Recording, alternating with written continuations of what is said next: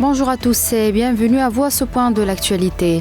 Le ministre algérien des Affaires étrangères, Ahmed Attaf, a appelé hier lors de sa participation aux travaux de la 37e session ordinaire de la conférence des chefs d'État de gouvernement de l'Union africaine, les pays africains à soutenir la cause palestinienne et à contribuer aux efforts diplomatiques internationaux. Concernant la clause relative à la cause palestinienne, Attaf a précisé que celle-ci a grandement besoin aujourd'hui plus que jamais du soutien de notre continent au moment où elle vit une des périodes les plus graves de son histoire, alors que l'occupation sioniste accélère la mise en œuvre de son plan visant à liquider le projet national palestinien, à enterrer la solution des deux États et à relancer le projet du Grand Israël. Par la suite, Attaf a affirmé aussi que l'Algérie œuvrait durant son mandat à la tête du mécanisme africain d'évaluation par les pairs, à encourager le dialogue et la concertation entre toutes les parties prenantes pour élaborer les solutions favorables au renforcement de la paix et la sécurité dans le continent.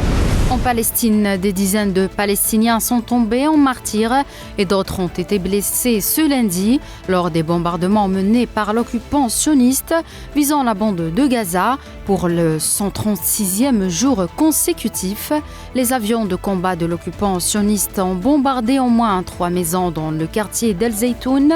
L'entité sioniste poursuit toujours ses opérations militaires à l'intérieur de l'hôpital médical Nasser dans la ville de Khan Younes, tout en tirant sur le personnel médical en mouvement et sur les patients.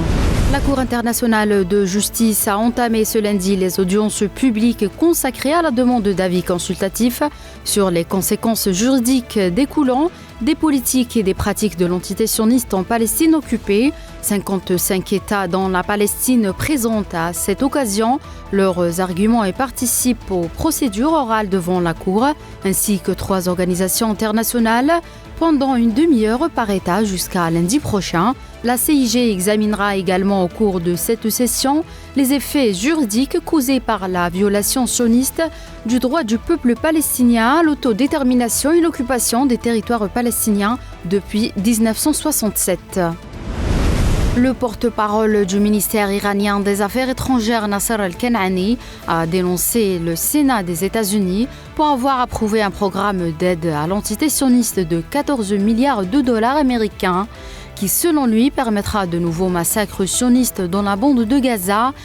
Kanani a fait ses commentaires sur le réseau social X en réponse au projet de loi adopté le 13 février par le Sénat américain pour une aide à la sécurité de l'entité sioniste.